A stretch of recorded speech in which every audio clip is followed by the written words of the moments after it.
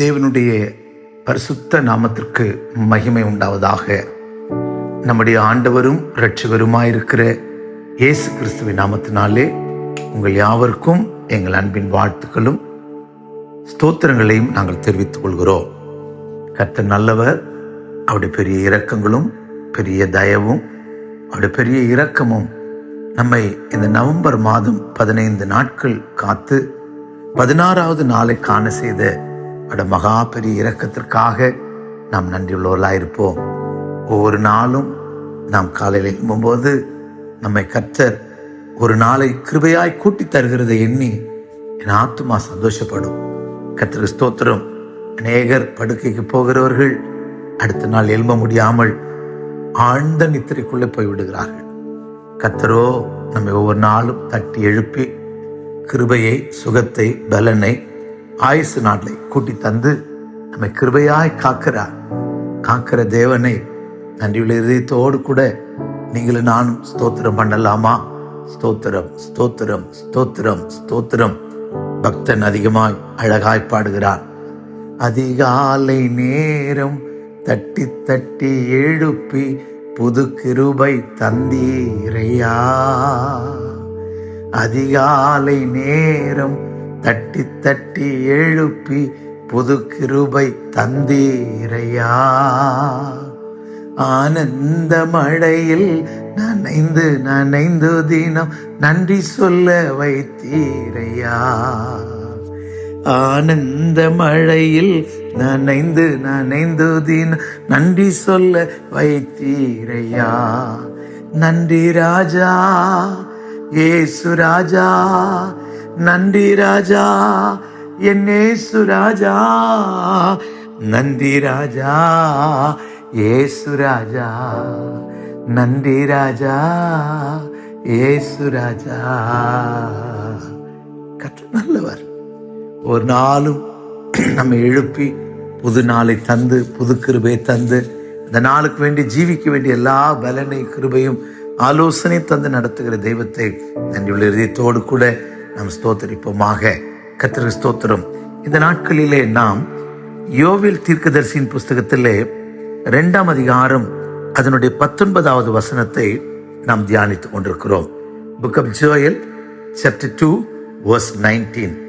கர்த்தர் மறுமொழி கொடுத்து தமது ஜனத்தை நோக்கி, இதோ நான் உங்களை இனி புறஜாதிகளுக்குள்ளே நிந்தையாக வைக்காமல் உங்களுக்கு தானியத்தையும் திராட்சரசத்தையும் எண்ணெயும் கொடுத்தேன்.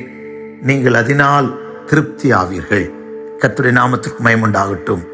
நீங்கள் அதனால் திருப்தி ஆவீர்கள். கர்த்தர் நமக்கு தந்திருக்கிற வாக்கு தத்தம் அதுதான். கர்த்தருடைய நாமத்திற்கு மகிமை உண்டாகட்டும். இதிலே நான் உங்களை புறஜாதிகளுக்கு நிந்தையாக வைக்காமல் என்கிற ஒரு வார்த்தையை நாம் ஆழமாய் தியானிக்கிறோம். நம்மை கர்த்தர் புறஜாதிகளுக்கு நிந்தையாய் வைக்காமல் கீர்த்தியும் புகழ்ச்சியுமாய் வைக்கிற கர்த்தர். கர்த்தருடைய நாமத்திற்கு மகிமை உண்டாகட்டும்.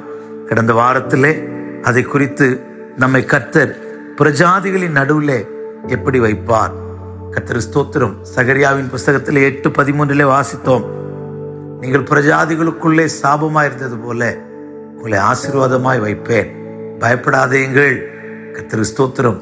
ஆம் பிரியமானவர்களே, பிரஜாதிகளின் மத்தியிலே ஆசீர்வாதமாய், பிரஜாதிகளின் மத்தியிலே நிந்தையாய் வைக்காமல் மேன்மையாய் வைக்கிற கர்த்தர். கர்த்தருடைய நாமத்திற்கு மகிமை உண்டாகட்டும். இந்த வாரம் நிந்தை வருவதற்கான காரணம் என்ன? ஒருவேளை கர்த்தர் நம்மை பிரஜாதிகளுக்குள்ளே நிந்தையாய் அல்ல மேன்மையாய் வைத்தாலும் ஏன் நிந்தை வருகிறது? ஏன் நிந்தை வருகிறது? 1-2 காரணங்களை இந்த பிரசங்கத்தின் மூலமாய் நாம் தியானிக்கலாம். கர்த்தருடைய நாமத்திற்கு மகிமை உண்டாகட்டும். முதலாவதாக செப்பனியாவின் புஸ்தகம் 3ஆம் அதிகாரம் 18ஆம் வசனத்திலே, செப்பனிஷ் chapter 3 verse 18. உன் சபையின் மனுஷராயிருந்து பண்டிகை ஆசரிப்பில்லாமையால் உண்டான நிந்தையின் நிமித்தம் சஞ்சலப்பட்டவர்களை நான் ஏகமாய் கூட்டிக் கொள்வேன். மீண்டும் வாசிக்கிறேன். உன் சபையின் மனுஷராயிருந்து பண்டிகை ஆசரிப்பில்லாமையால் உண்டான நிந்தை. பண்டிகை சபையின் மனுஷர், இவங்க சபைக்கு வர்றவங்க, ரட்சிக்கப்பட்டவங்க, இஸ்ரவேல் சபையார், கர்த்தர் ஸ்தோத்திரம், கர்த்தருடைய சபையார். இந்த சபையாருக்கு கர்த்தர் ஒரு ஒழுங்கு தந்திருக்கிறார். என்ன ஒழுங்குன்னா, பண்டிகையை ஆசரிக்கணும். கர்த்தருடைய நாமத்துக்கு மகிமை உண்டாகட்டும். அவர்கள் ஆசரிக்க வேண்டிய 7 பண்டிகைகளை குறித்து லேவியராகம புஸ்தகத்திலே நாம் படிக்கிறோம். இந்த பண்டிகையை ஆசரிக்காததினாலே அவர்கள் கர்த்தருக்கு ஸ்தோத்திரம் நிந்தை இருக்கிறதா? கர்த்தருடைய நாமத்துக்கு மகிமை உண்டாகட்டும். நிந்தையுள்ள மனுஷராய், நிந்தையான மனுஷராய், நிந்தையை சகிக்கிற மனுஷராய், நிந்தைக்குள்ளாக்கப்பட்ட மனுஷராய் மாறி போறாங்க. அப்போ பண்டிகையை ஆசரிக்காததினாலே கர்த்தருக்கு ஸ்தோத்திரம், தேவன் எருசலேமிலே பண்டிகை வைத்திருக்கிறார். கர்த்தருக்கு ஸ்தோத்திரம், பஸ்கா பண்டிகை, ஓய்வு நாள் பண்டிகை, கர்த்தருக்கு ஸ்தோத்திரம், எக்கால பண்டிகை, கூடார பண்டிகை, இப்படி கர்த்தருக்கு ஸ்தோத்திரம் பண்டிகை வைத்திருக்கிறார். இந்த பண்டிகையை ஆசரிக்கணும். இந்த பண்டிகையை ஆசரிக்காததினாலே அவர்கள் நிந்தைக்குள்ளாக்கப்படுகிறார்களா? கர்த்தருடைய நாமத்துக்கு மகிமை உண்டாகட்டும். மீகாவின் புஸ்தகம், நாகும் தீர்க்கதரிசியின் புஸ்தகத்திலே 1 அதிகாரம் கடைசி வசனத்தை வாசிக்கும் போது, நாகும் chapter 1 verse 15, இதோ சமாதானத்தை கூறுகிற சுவிசேஷனுடைய கால்கள் மலையின் மேல் வருகிறது. யூதாவே, உன் பண்டிகையை ஆசரி, உன் பொருத்தனைகளை செலுத்து. துஷ்டன் இனி உன் வழியாய் கடந்து வருவதில்லை, அவன் முழுவதும் சங்கரிக்கப்பட்டான். கர்த்தருடைய நாமத்துக்கு மகிமை உண்டாகட்டும். இங்கே யூதாவை பார்த்து கர்த்தர் சொல்லுகிறார், யூதாவே, உன் பண்டிகை ஆசரி, உன் பொருத்தனையை செலுத்து. இஸ்ரவேல் ஜனங்களுக்கு பண்டிகை ஒரு விசேஷம். இந்த பண்டிகையை ஆசரிக்கணும். பண்டிகை ஆசரிக்காததினாலே உங்களோட வாழ்க்கையில கர்த்தருடைய நாமத்திற்கு மகிமை உண்டாகட்டும், பலவிதமான தோல்விகள், துக்கங்கள், ஆசீர்வாத கேடுகள், இவள் எல்லாவற்றையும் அவர்கள் அனுபவிக்கிறார்கள். கர்த்தருடைய நாமத்திற்கு மகிமை உண்டாகட்டும். அதனால்தான் கர்த்தர் அவர்களை பார்த்து, நீ பண்டிகை ஆசரி. கர்த்தருடைய நாமத்திற்கு மகிமை உண்டாகட்டும். அவர்கள் ஆசரிக்க வேண்டிய பண்டிகைகள், லேவியராகம புஸ்தகம் 23 அதிகாரத்தை நீங்க படிச்சு பாருங்க. லேவிட்டிகஸ் chapter 23 அங்கே படிக்கும்போது பஸ்கா பண்டிகை குறித்து படிக்கிறோம். கர்த்தருக்கு புளிப்பில்லாத அப்ப பண்டிகை, கர்த்தருக்கு ஸ்தோத்திரம். அவர்கள் அர்ப்பின் முதற்பலனாகிய கதிர்கட்டை கொண்டு வந்து ஆசாரனிடத்தில் ஆசரிக்கிற பண்டிகை, கர்த்தருக்கு ஸ்தோத்திரம். ஓய்வு நாள் பண்டிகை, கர்த்தருடைய நாமத்துக்கு எக்கால பண்டிகை, கூடார பண்டிகை, இப்படிலாம் பண்டிகைகளை குறித்து வாசிக்கிறோம். இந்த பண்டிகையை ஆசரித்தால் துஷ்டன் உன் வழியாய் வரமாட்டான். இந்த பண்டிகைகள் கர்த்தருக்கு ஸ்தோத்திரம் கிறிஸ்துவை பற்றின பொருளா இருக்கிறது. கொலோசியர் நிருபக்காரன் சொல்லும் போது, கர்த்தருக்கு ஸ்தோத்திரம் மாத பிறப்புகளையும் நாட்களையும் விசேஷித்துக் கொள்கிறான், கர்த்தருக்கென்று விசேஷித்துக் கொள்கிறானாம். ஆனால் இவைகள் எல்லாம் கர்த்தருக்கு ஸ்தோத்திரம் கர்த்தருக்குரியதாய், தேவனை குறித்து சொல்லப்பட்டதாய் நமக்கு காணப்படுகிறது. கர்த்தருடைய நல்ல நாமத்திற்கு மகிமை உண்டாகட்டும். உங்க வாழ்க்கையில, என்னுடைய வாழ்க்கையிலேயும் கர்த்தருக்கு ஸ்தோத்திரம் நாம் தேவனுக்கு ஏற்றவைகளை நாம் செய்கிறவர்களாக, தேவனை பிரியப்படுத்துகிற காரியங்களை செய்கிறவர்களாக நீங்களும் நானும் மாற வேண்டும். கர்த்தருடைய நாமத்திற்கு மகிமை உண்டாகட்டும். ஆம் பிரியமானவர்களே, கொலோசியர் நிருபம் 2 அதிகாரம் 16 வசனம், கொலோசியன்ஸ் chapter 2 verse 16, ஆகையால் போஜனத்தையும் பானத்தையும் குறித்தாவது, பண்டிகை நாளை மாத பிறப்பையும் ஓய்வு நாளை குறித்தாவது ஒருவனும் உங்களை குற்றப்படுத்தாதிருப்பானாக. அவைகள் வருங்காரியங்களுக்கு நிழலா இருக்கிறது, அவைகளின் பொருள் கிறிஸ்துவை பற்றினது. பண்டிகைகள் கிறிஸ்துவை பற்றினது. பஸ்கா பண்டிகை நமக்காக இயேசு பலியாக்கப்பட்டது. ஓய்வு நாள் பண்டிகை தேவனை ஆராதனை காண்பிக்கிறது. கர்த்தருக்கு ஸ்தோத்திரம். எக்கால பண்டிகை இயேசுவின் வருகைக்காக ஆயத்தப்படுவதை காண்பிக்கிறது. குணார பண்டிகை 1000 வருட சாட்சிக்கு நிழலாட்டமா இருக்கிறது. இப்படி ஒவ்வொரு பண்டிகைகளாய் சொல்லிக்கிட்டே போகலாம். இவைகளின் பொருள் கிறிஸ்துவை பற்றினது. அப்ப இந்த பண்டிகை ஆசரிக்கும் போது துஷ்டன் உன் வழியாய் வருவதில்லை. சகரியாவின் புஸ்தகத்திலே படிக்கும் போது ஆண்டவர் சொல்லுகிறார், கூடார பண்டிகை ஆசரிக்க வராத ஜனங்கள் மேல் மழை பெய்வதில்லையா, மழை வராதாம். கர்த்தருக்கு ஸ்தோத்திரம். அதற்கு பதிலாக வாதை வரும் என்று சொல்லப்பட்டிருக்கிறது.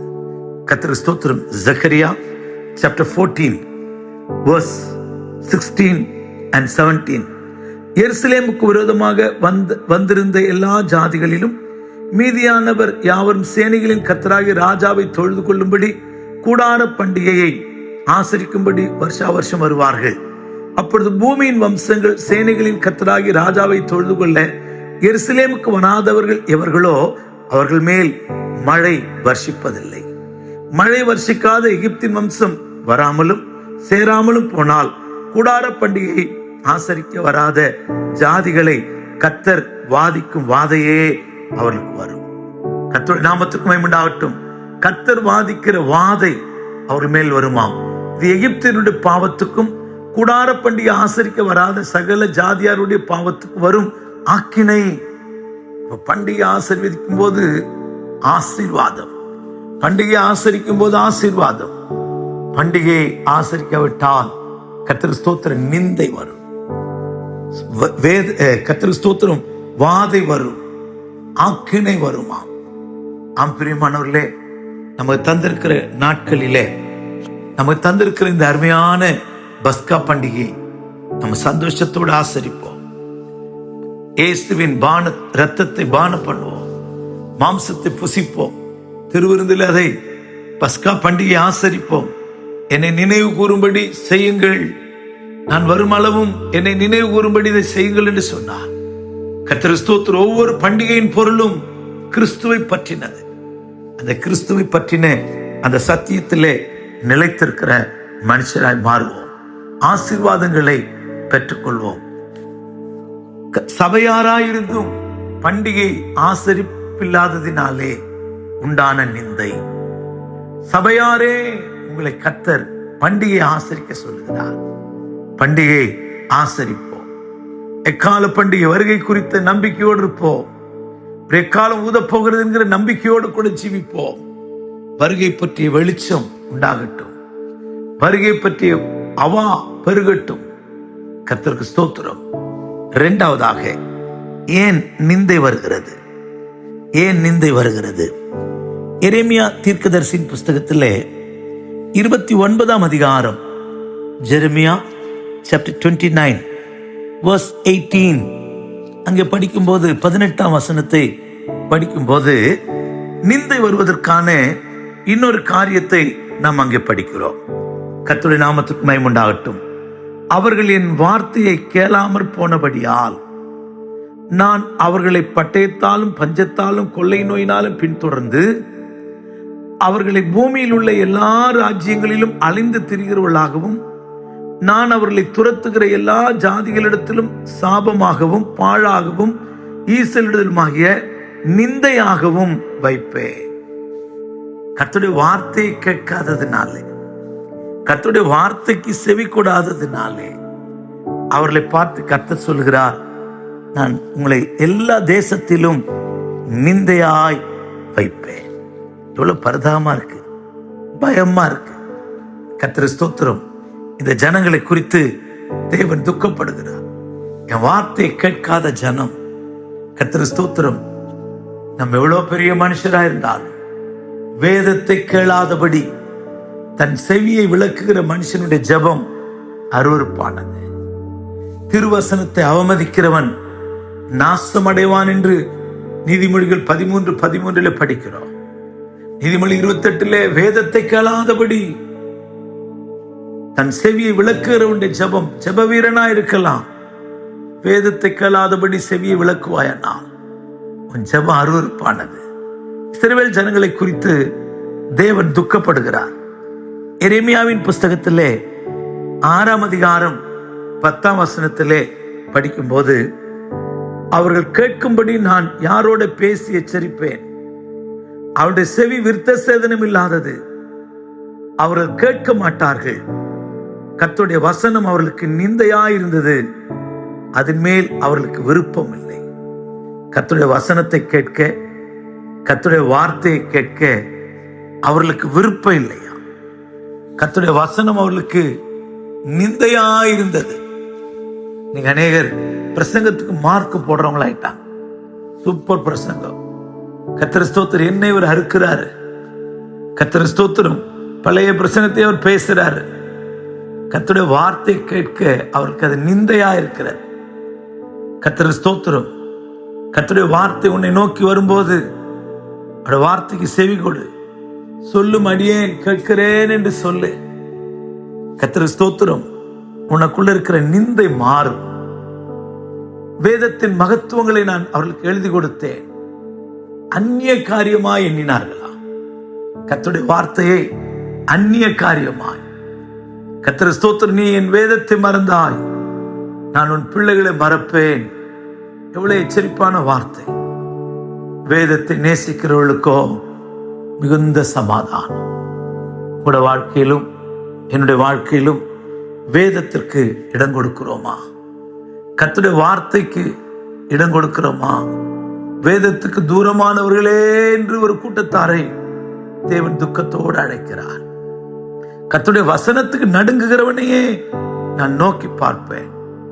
கர்த்தர் ஸ்தோத்திரம், வசனத்துக்கு நடுங்குகிற மனுஷராய் மாறுவோம். அப்படியானால் கர்த்தர் நம்மை நோக்கி பார்த்து நம்மை ஆசீர்வதிக்கிறவராய் இருக்கிறார். எனக்கு அருமையான தேவஜனமே, வசனம் உங்களுக்கு நிந்தையா இருக்கிறதா? வசனம் உங்களுக்கு வேதனையா இருக்கிறதா? வசனத்துக்கு நடுங்குகிறோமா? கர்த்தருடைய நாமத்துக்கு மகிமை உண்டாகட்டும்.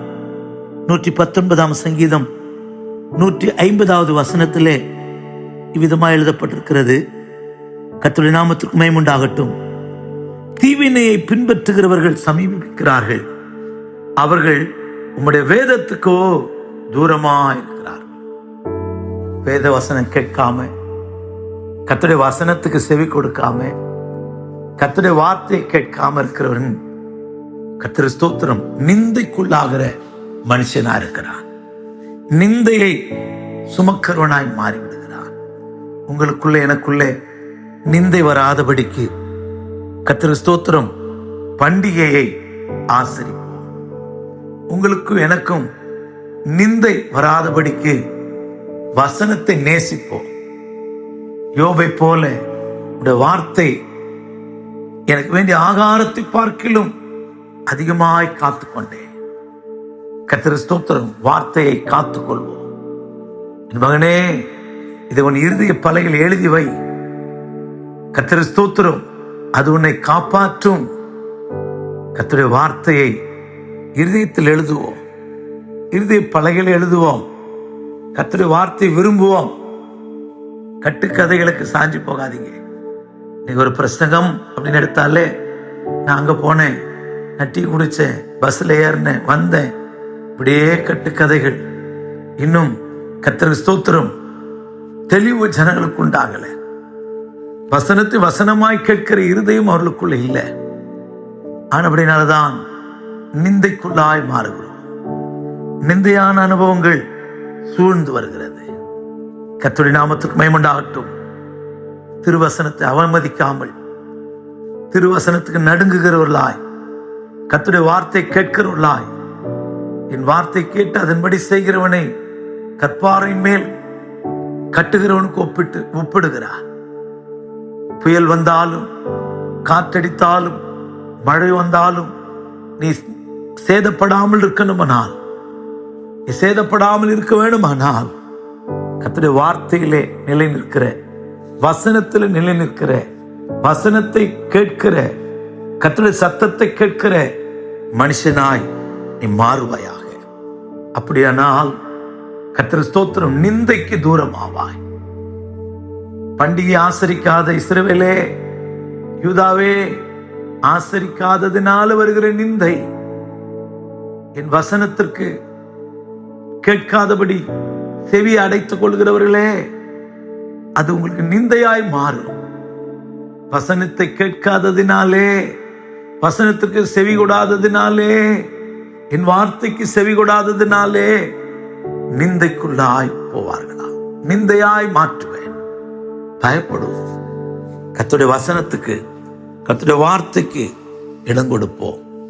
மூன்றாவது ஒரு காரியம் தானியேல் சொல்லும்போது, தானியேலின் புஸ்தகம் 9ஆம் அதிகாரம் 16வது வசனத்திலே, புக் ஆஃப் தானியேல் சாப்டர் 9 verse 16 அங்கே படிக்கும்போது நிந்தைக்கு இன்னொரு காரியத்தை தானியேல் சொல்கிறதை நமக்கு வாசிக்க முடியும்.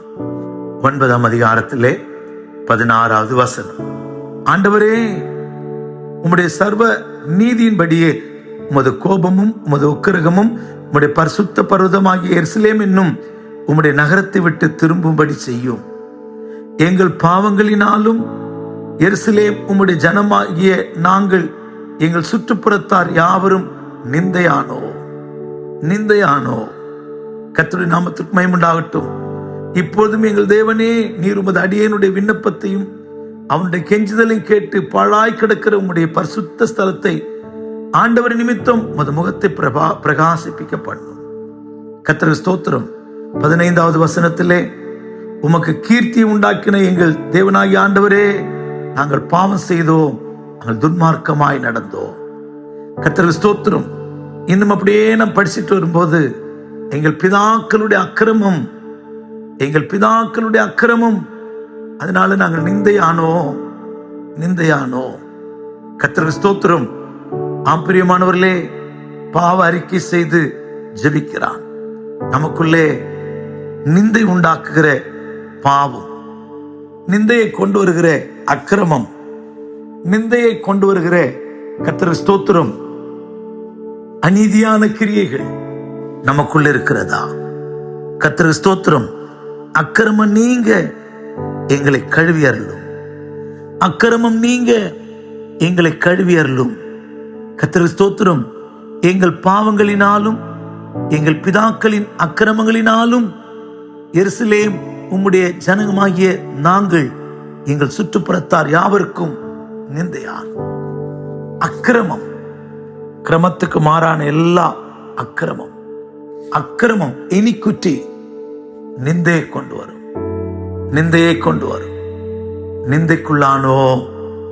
நிந்தைக்குள்ளாகாதபடிக்கு பண்டிகை ஆசரிப்போம். நிந்தைக்குள்ளாகாதபடிக்கு வசனத்தை கர்த்தருடைய வார்த்தைக்கு செவி கொடுப்போம். நிந்தைக்குள்ளாகாதபடிக்கு பாவத்தையும் அக்கிரமத்தையும் அகற்றி விடுவோம். எங்களை சுத்திகரியும், கழுவும் என்று சொல்லுவோம். இன்னும் கர்த்தருக்கு ஸ்தோத்திரம். இதை கர்த்தர் அனுமதித்தால் அடுத்த வாரத்தில் தியானிக்கலாம். கர்த்தருக்கு ஸ்தோத்திரம். நெகேமியா 2ஆம் அதிகாரத்திலே 17வது வசனத்திலே நாம் படிக்கும்போது, நாம் நிந்தைக்குள்ளாகாதபடிக்கு அலங்கத்தை கட்டுவோம். அலங்கம் கட்டப்படாத ஜீவியம். கர்த்தருக்கு ஸ்தோத்திரம்.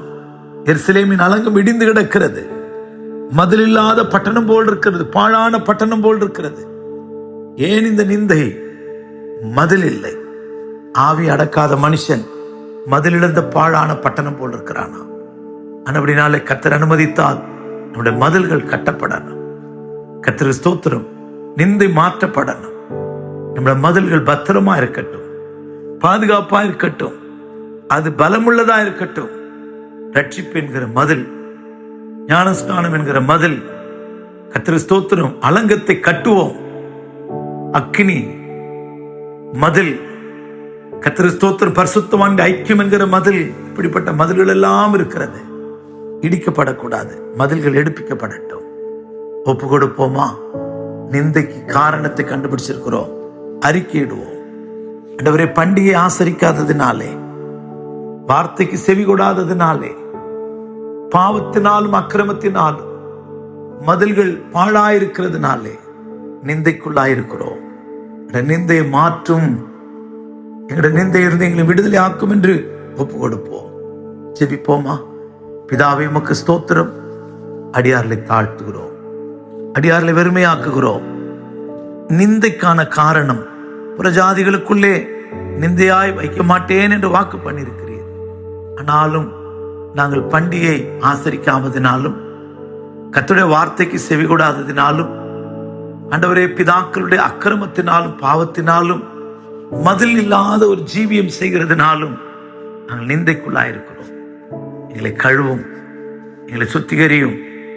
பண்டிகை ஆசரிக்கிற ஜனமாய், ஆண்டவரே, வார்த்தைக்கு கீழ்ப்படுகிற ஜனமாய், வசனத்துக்கு நடுங்குகிற ஜனமாய், ஆண்டவரே, அக்கிரமம் இல்லாத ஜனமாய், கழுவப்பட்ட ஜனமாய், மதில்கள் உள்ள பட்டணத்தில் ஜீவிக்கிற ஜனமாய் எங்களை மாற்றும். எங்களோடு உடைபட்டு கொண்டிருக்கிறீர். நிந்தைக்கு காரணமா இருக்கிற எல்லா காரியங்களையும் நாங்கள் அறிந்து அறிக்கையிட்டு சுத்திகரிக்கப்பட உதவி செய்யும். கழுவும். கர்த்தர் எங்கள் மேல் இரக்கமாயிரும். இயேசுவின் நாமத்தில் பிதாவே, ஆமென், ஆமென். God bless you. Praise the Lord.